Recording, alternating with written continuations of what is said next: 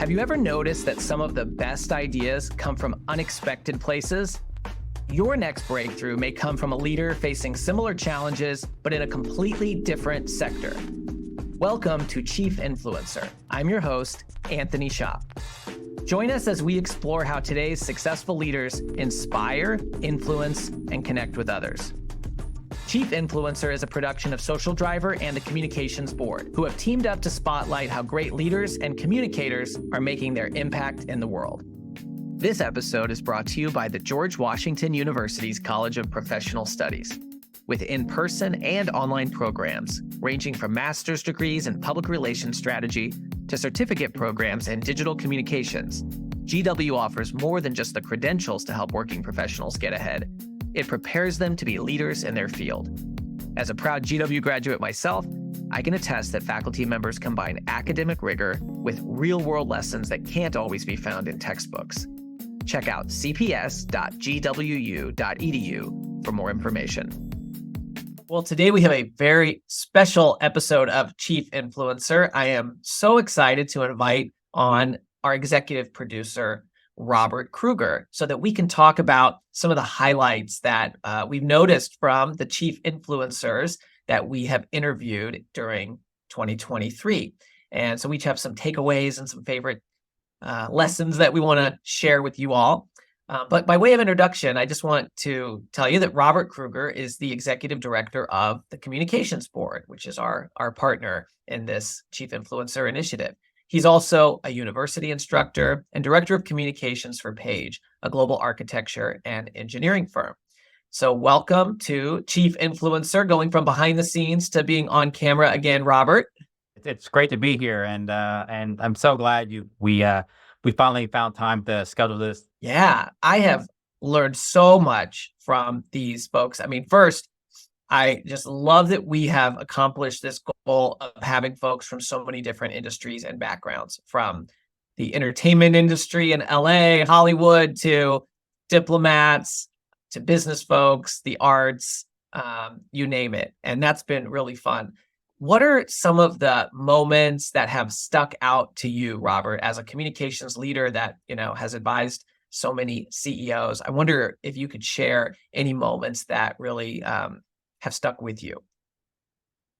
Yeah, and so thanks. And I think that there's been a number of items. I think what's stuck out the most, if I can just kind of go across the board on all episodes, I think just a spectrum of different types of influencers there are out there.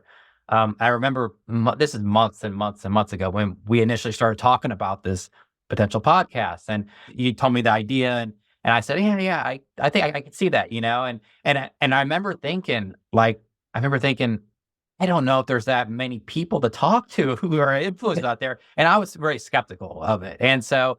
But I think that, you did a great job explaining, they live in, this area, this pocket here, it's people you don't even know, it's people who aren't always the kind of pounding their chest and saying, hey, I'm an influencer in my industry. I'm an influencer in XYZ universe. And so that's what's been the coolest thing. And so it's just like all these different types of individuals, ranging from public officials to nonprofit leaders to spiritual leaders to you name it, and so I think that that's been the coolest thing so far that's really kind of stood out. And I think that, I think that our listeners who've been consuming every single episode, hopefully, who've listened to all of our episodes so far have noted that as well. And so I think that's the biggest surprise for me, and in that regard. And so I knew there were influencers out there.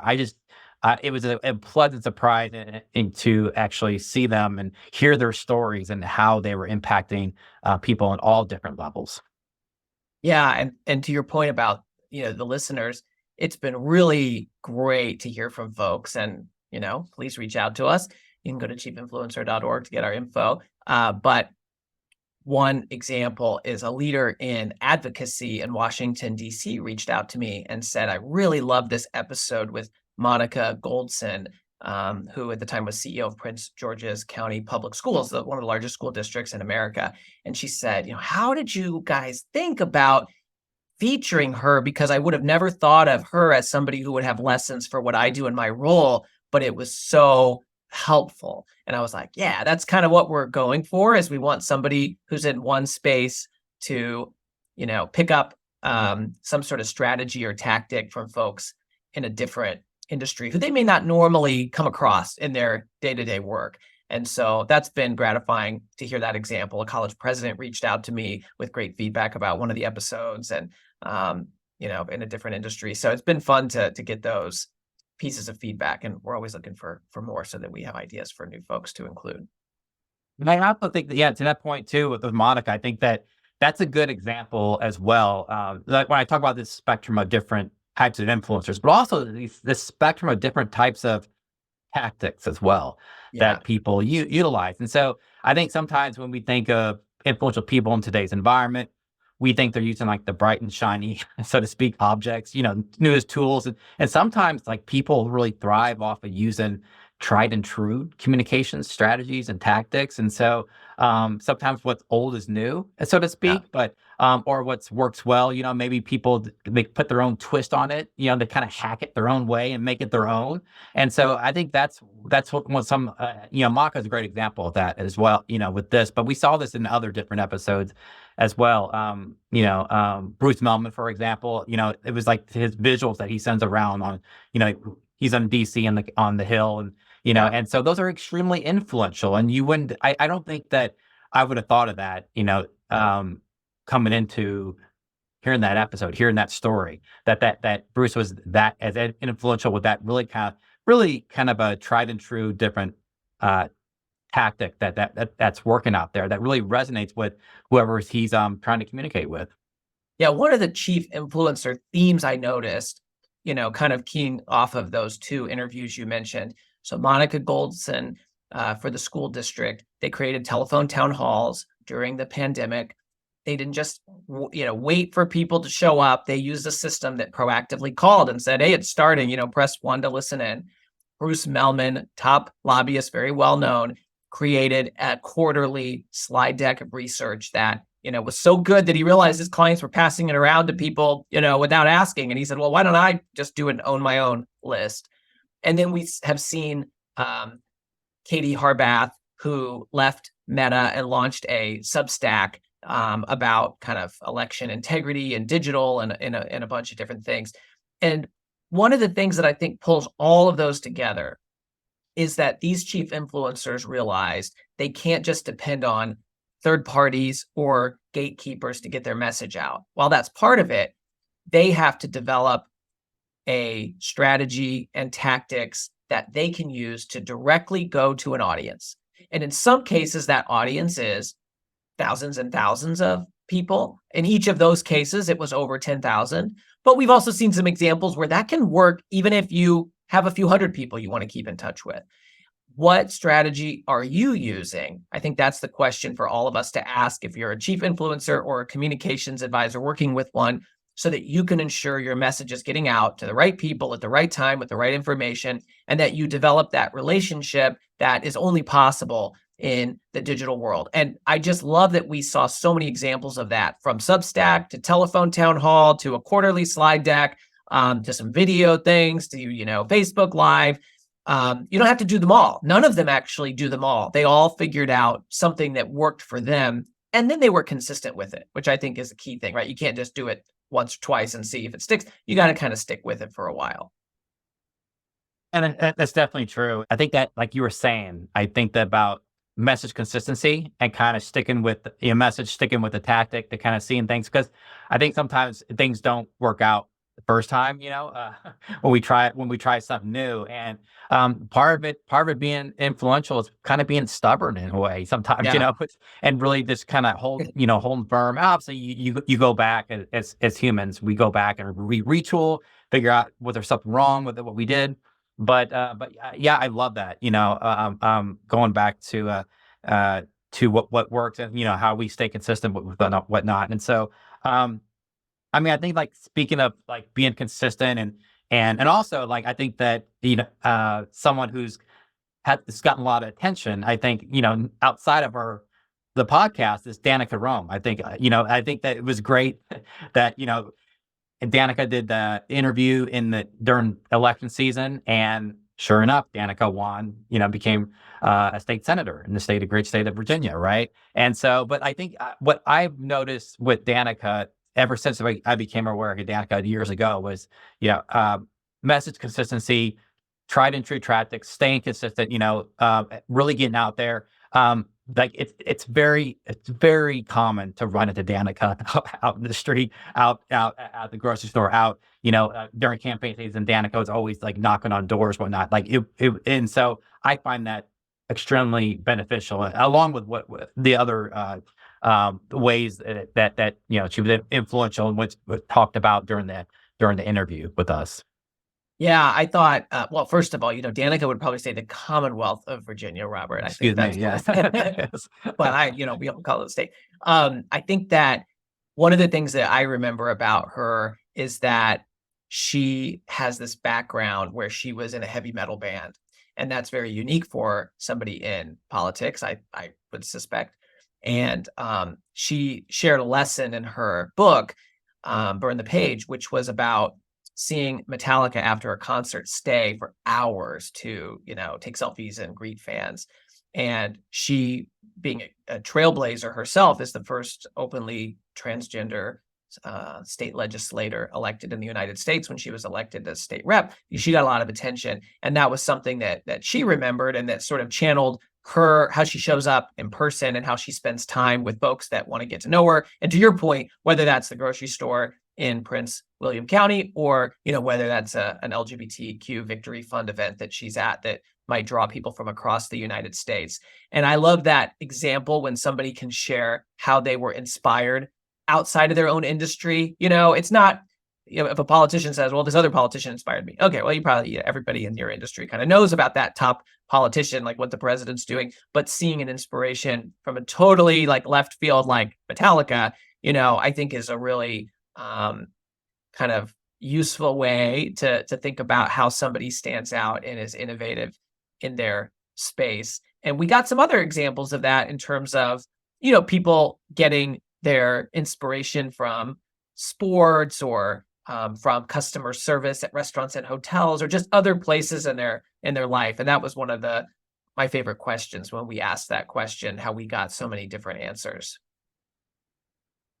Agree with that. Yeah. And so inspiration, and sometimes inspiration is, not necessarily like emulating or replicate, but like I mentioned before, it's really just kind of taking that, like Danica, that's a great example. You mentioned Metallica, seeing that, just kind of learning from that, kind of seeing that, how Metallica, this great metal band, interacted with fans and really kind of maintained that great relationship with them. And so taking that example from entertainment, music, and kind of like taking that and placing that into politics is it's a great lesson learned for the audit, for everyone. But I also wanted to talk about a little bit, while I were doing this special episode, was some of my favorite episodes as well. Yeah. Kind of like it maybe they had like less in common with other episodes, but to me they really stood out, and they were the ones, kind of like I would listen to again, or scrub back and listen, like what did they say again, and listen to it again. But I think that one of the recent ones with Matthew Algeo, Yeah. the historian, author. I think what I liked about that book, and maybe part of it because I also have one of my master's degrees in history, so I like that episode in particular. But I think that was kind of an eye-opening episode for me, because it reminds me that sometimes our influence, we influence by telling narrative. We influence a lot of times by telling story. And I think that in today's environment, we think that all influencers are out there, they're grinding every day. They're just like, pumping out content. But Matthew really just streamlined all of it in his efforts to into like a book at a time, right? Into a story at a time. It's extremely influential. It resonates with audiences. It changes perceptions. It changes the way people look at history. And so I found that one truly unique, and it makes me kind of think like, oh, that's right, And so that's one of the the pleasant, benefits of being an author. It's like you work for a couple of years on one piece, or one story. And obviously we know a book is a lot of times a compilation of different stories, but I think we know a book is really, one story, so to speak. You're usually Yeah. telling one story. But I love that overall theme of that, and how we brought him on to tell that story, and how Yeah. his process with researching that book. Well, and for folks who, may not know a lot about Matthew Algeo and who haven't listened to it yet, he has written several books about, interesting topics, but a few about presidents and two about President Truman. And in a world where you often have presidential biographies that span a life, he does something very different. He finds a somewhat obscure small moment and sort of cracks it open to reveal the truth about a person.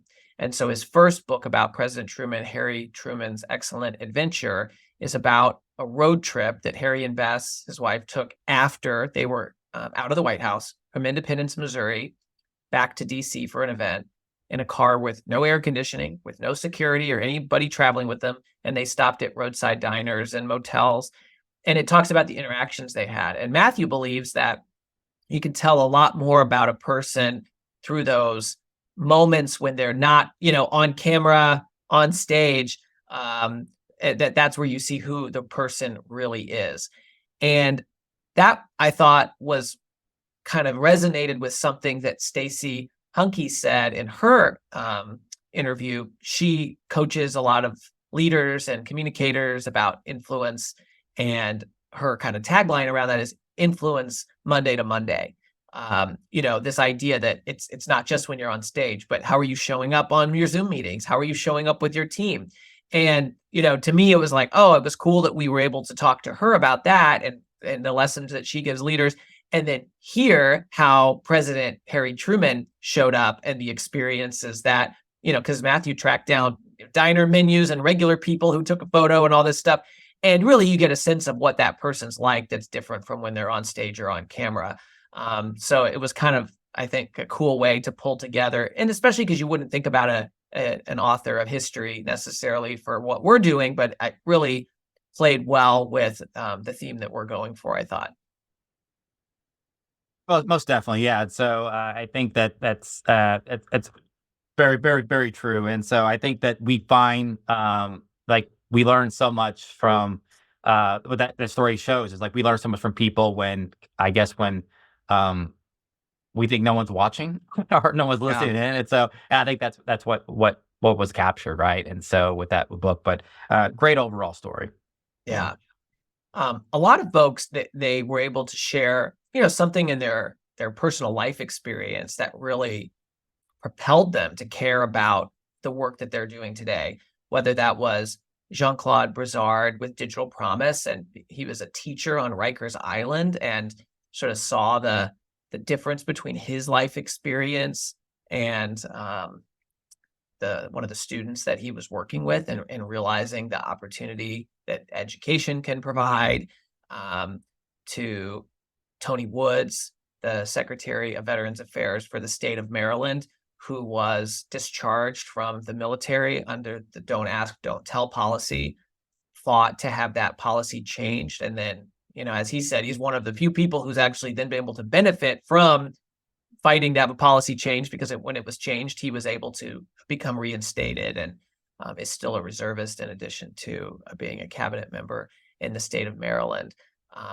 And for me, I think that's a really important lesson for chief influencers is, revealing why you're motivated to do what you do as a leader, sharing those stories and being able to talk about that. Sometimes we want to keep our professional life in one lane and our personal life in another lane. And in today's world, there's more gray area between those than ever before. And so, not that you have to, be posting pictures of your dinner and telling all of your, life experiences all the time, but finding where that makes sense helps you show up authentically and helps you connect with an audience and really motivate people. And that was a theme that really pulled through from a number of our guests, I thought.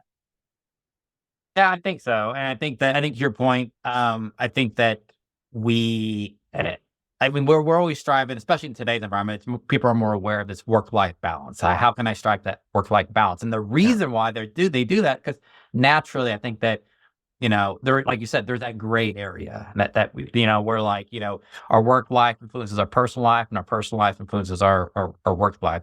What's in both regards. And so, yeah, to your point, like, it's interesting to see that synergy with these different stories and episodes, because when people are talking about that, in that regard, because I think a lot of times up until now, we kind of think that, those things kind of operated in silos. They were totally separate. Except like, okay, here comes 5 o'clock, and Right. you're able to turn the work life off, or you go to the office at 8:30 in the morning, you able to turn the personal life off, and it's not the case. There's this overlap in gray life, or gray area, and like I said, that they impact one another, and so it's interesting to hear how people explain that during Yeah. the podcast. Yeah, and I think even a theme that went deeper for a few folks was this idea of owning your own story so that someone else can't define you. And so, talking about Danica Rome again, she mentioned that, she had some things in her past that folks might misinterpret, some photos and some stories. And rather than let her opponents use those to sort of shape how the public saw her, she wrote about them, talked about them. She said, I wanted to put them on my website. Her team said we won't have to do too much on all of this stuff, but she did that, and she told those stories about partying as a heavy metal band member and the experiences. And when you hear it from her point of view, I mean, they don't seem overly salacious because she gives context, which you wouldn't get from your opponent, of course. Along those lines, Patrick Salee, who's the CEO of Vibrant Health in Kansas City, shared a really powerful story. He wrote a book about it called The Solitary CEO, and he struggled with alcohol use, and he had a DUI, and he ended up in jail in solitary confinement. And he had one experience where a recruiter he shared it in confidence, his past and what he'd been through, and they, without his permission, told a hiring manager, who then he wasn't hired for that role, and that he found out that was why. And so when he applied for his current job at Vibrant, he went to the board and told them about it. And he's, owned his story. And he said, this is why having that life experience is what I learned from it. This is where I am today. And this is why I think I'll actually be able to bring that lived experience to do a better job as CEO. And he certainly seems to have thrived in that role through their growth and how they've met the need in the community. So this idea of how do you own your story so that others don't, that's a strategy that really connected with me. And for some folks in particular, it makes more sense than others, but it kind of aligns with this talk about authenticity. Definitely, yeah. And so, yeah, I really don't have much to add to there, but like I agree with that 100%. Like, I think sometimes we think that, I think that everyone has a different personality, and so Yeah. like I'm a little bit more passive, and so sometimes I think that I may kind of let someone take the first pass, and, explain who I am, and but I think that that's great lessons learned for everyone. I think that we need to know who we are. We need to own, like, everything about us. And so, getting ahead of things, and really Yeah. getting ahead, because like you said, there can be negative spin put on on who we are sometimes. But like I said, great stories overall. Any other interview or theme that jumped out at you, Robert? Uh yeah, I think I mentioned this on a podcast before, and well, there's two episodes I think that really kind of stood out, just because I work in real estate development, and so particularly at an architecture and design firm, and so I like the episodes with uh Ati Williams and Jess Banks with Hack My Home, when they were talking Yeah. about, and the show, and also like the episode with Gina Schaefer, with the hardware stores. And so, and the reason why is because obviously both of them, they deal with space, like Yeah. space is like how we utilize space. Obviously hardware stores are a lot of DIY projects. Hack My Home is about space transformation, right? And so with Hack My Home host, I think that it stood out because they're changing the way people view the world, how they imagine the space around them. And I think we talk about a lot, like in the built environment, with us who design the design city, design communities, design office space, design retail spaces. Like we think about the human experience. That's why we do so much research on what way people respond to these spaces. And so that episode, I particularly, I liked that overall, that conversation. I think I mentioned Gina and the eighth hardware stores that she owns. I think that's a great story overall because, like, I think that it was very tangible. I think like like some of us, if you own a home, you probably go to Lowe's or go Home Depot or Ace Hardware, the local hardware store. I grew up with a hardware store, but just down the street. We're always there. Always buying supplies, and so it really kind of, I think it was that one I was able to kind of really kind of zone in on and really kind of see that. I've been into Gina's stores. I know exactly what how that customer service aspect and how the vibe is just different there. The way they treat customers is totally different than any other hardware store. But I also like the story because I think how we talk a lot about giving back, giving back to our employees, giving back to the community. And Gina's actually doing that, like literally like giving the company back to the employees, like through the employee stock program. And so where, eventually the plan is to give, the majority of the stock is going to be owned by other employees, not her anymore. Wow. And so I think that's a great story. And so, and all this stuff kind of ties to with her story is really just, it's not just lip service with her. I think that, she's influential because she walks the walk, and she actually, I think that if she sees a good idea, she works with it, she molds it, and figure out how can I do that for my stores, and what works well. And she's, growing and thinking ahead and whatnot, but she's always very, very, very people centric with her approach. Yeah, I think that's right. And I think, whether it's Gina or Auntie and Jess with the Netflix show or so many others, it's easy to look at their success and sort of feel like they started there. But as you learn more about the story, they didn't just start off as influential, as chief influencers. They figured out what made sense for them in terms of what was true to their values. And then they built on that and built on that. And now, it's like Gina has all these stores and she's transitioned from being CEO to an owner and found a way to continue to keep her culture and values as part of that business. Ati and Jess, started by doing what they love, and they were able to, team up to be on this really cool Netflix show to kind of get their message and their brand out to, tons of people around the world. I don't know, probably millions, I'm guessing, people around the world. And, that's something that's pretty consistent with a lot of folks. Sometimes we say, in terms of what chief influencers do, we have our pillars, and one of those is go for growth. Focus on what makes sense for you. It's authentic to you. And don't get too overwhelmed by all of the competitors and peers out there. Because this person wrote a book, this person has a podcast, this person does a video series. Well, you can't do everything. You have to figure out what makes sense for you, both authentically, but also tactically. In each of those examples, that's what they've done. They started small and they continue to build by being consistent, being true to themselves.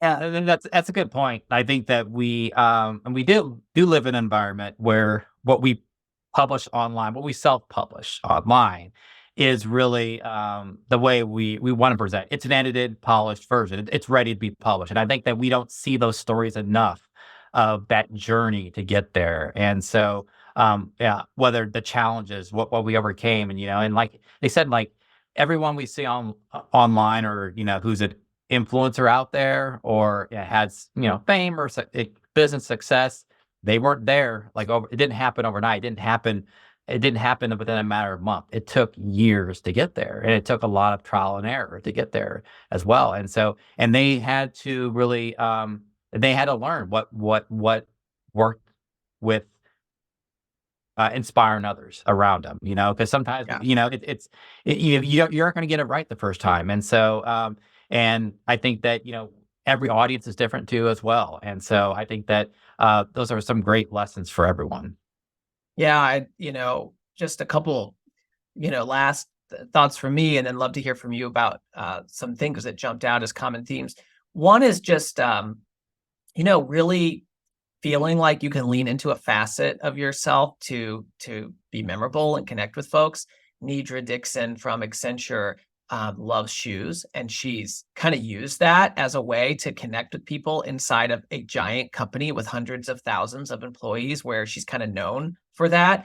And when she got on an elevator and the CEO got in the elevator and said, "Oh, I have to show you what shoes I'm wearing today, Nidra," it just showed that, and in her role in supplier diversity, it's very important that she build those champions on the inside. And you interviewed Chris Ullman, and I mean, since you did the interview, he has this sort of fun superpower that he's known for. Maybe you can tell folks what that is.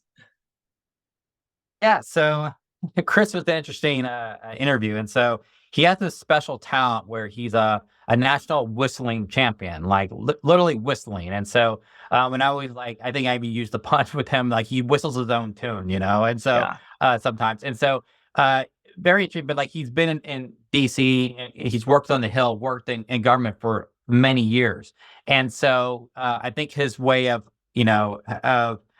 breaking the ice or connected with individuals, it's always been this unique talent that he's had. And so I think his theme is really just finding out what that uniqueness, that edge you have, that makes you, unique to other individuals. I think sometimes we think no one cares about that about me, but in all honesty, we're all different, and so what's born in one person is just fascinating to other audiences. And I think that I might kind of think okay, yeah, he whistles, but but he whistled and he did all these different tunes, and he's very creative, right? And so it's easy to see how people, when they hear oh, you were a national whistling, I can't remember how many times a whistling champion he is, and then when he actually does it, and then you have to have a president of the United States who asks you to whistle, that's an extremely, cool experience, and a great story for people to hear. And so, yeah, very, very unique individual as well, and extremely successful. He was actually, not all our guests are communicators. I would say very few. Like I said, there's a great spectrum of people on there. Chris was actually a communications person, a PR person, a public affairs person. So it was great to have that conversation with him from a communications perspective. But like I said, overall, great story and great theme of really kind of finding your voice and unique angle or talent that really is going to connect with other people. Yeah, certainly makes it memorable, which was really a takeaway. And I just would say a theme that many, many other folks connected with that I loved is just this idea of elevating others. Often leaders say, "Oh, well, I don't want to be self-promotional. I don't want to post stuff about myself. I don't want to share my story." And it's hey, that's okay, actually, because what you can do is you have the power to lift up others, to elevate others, and to help amplify their stories and help make them feel good and help make them look good. And whether that's the 1,000,000-person small business network that Sharon McBride helped to build at eBay, and now she's doing something similar at DoorDash, really elevating them and helping them get their voice heard through policy, or whether it's a much smaller audience that like Bruce does through his interviews, or that Daniel Buezo does by helping other kids of immigrants feel heard through the fashion world. Elevating others is a really powerful way for an influencer, not only to get their message out and connect, but to, make it feels good too, right? I mean, it makes a difference. You actually do have an influence if you lift others up in that way. So that's the sort of last theme that kind of struck me. And Robert, I don't know if you have anything else to add to that theme, or if you want to close with a different theme as we wrap up today. I think it's a perfect one to end on, the elevating of others, because I think the nature of this initiative is to honor the chief influencers out there. It's the individuals who are the influencers, but it's great. Like you said, it's great when you get someone on there and they're telling these stories about what they do that help to uplift others. And so it's not about them. And it's and they realize that they're only as influential as the people that's around them, the people they work with, the people they inspire, the people they work with day in and day out, their families, their friends. And so that's why I love that, that overall theme and how people work with others, how they connect that relationship with others. And so it's a beautiful thing when you hear about how people are doing that with their day to day. Yeah, 100%. Well, it has been such a joy working with you this year, Robert, and getting to hear the stories from so many leaders who inspire and influence others. We set out to profile, a couple dozen this year, and I would say we overachieved our goal, which is good. And guess what? We're ready for 2024, and we have some really exciting chief influencers who are going to be recognized and share their stories. So we hope that you all have enjoyed what we brought you this year, and you ain't seen nothing yet. We have a lot coming next year. So Robert, thank you so much for your partnership, and thanks for spending some time today chatting about the wonderful chief influencers who we've featured so far. Thank you. Been wonderful. Thank you. Thank you for joining us for another episode of Chief Influencer, a production of Social Driver and the Communications Board. If you know a leader who should be featured as a chief influencer, please nominate them at chiefinfluencer.org. For show notes and more, visit us at chiefinfluencer.org or follow Chief Influencer on LinkedIn. Until next time.